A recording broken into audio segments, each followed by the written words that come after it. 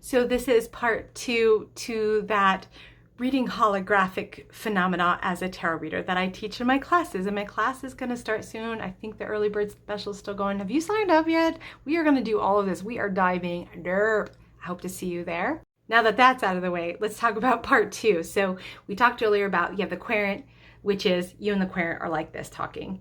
But then you have the upper querent, which is the soul part of the querent, which I talked about in the last session, also kind of talking to you, kind of circumventing the consciousness of the querent. Then you have the third part of the querent, which is the shadow querent. And that shadow querent is going to want to ignore and resist what the upper querent, the soul querent part of that person wants to say. And so you've got the querent talking at you, you've got the upper querent talking at you, and then you also get the shadow querent reacting at you. So as a reader, when you have someone going, everything that you're saying is wrong, or I don't really believe in that, right? But if you're doing a public reading and all their friends are like, oh my God, yes, oh my God, she got her, right?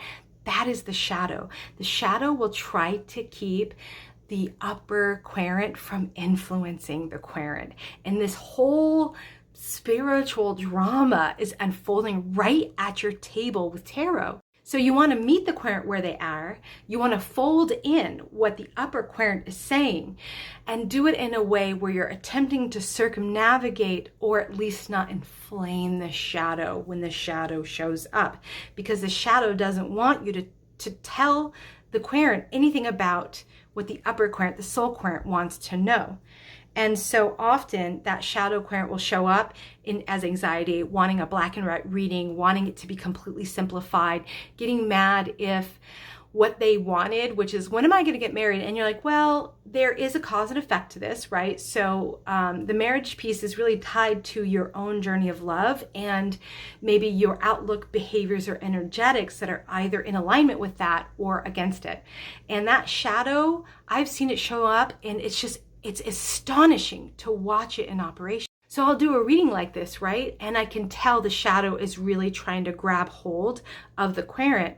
And they may be dissociating. It's like they're not listening anymore, or they ask no follow-up questions. They just want to jump really quickly to the next question. That's the shadow. And so one of the other ones is I'll have this big expansive reading, really good reading for them. And then I'll say, what did you just hear? And what they say back to me is completely not at all what was just said in the reading. That's the shadow. If you take my class, I've got some great techniques about working with the shadow in sessions.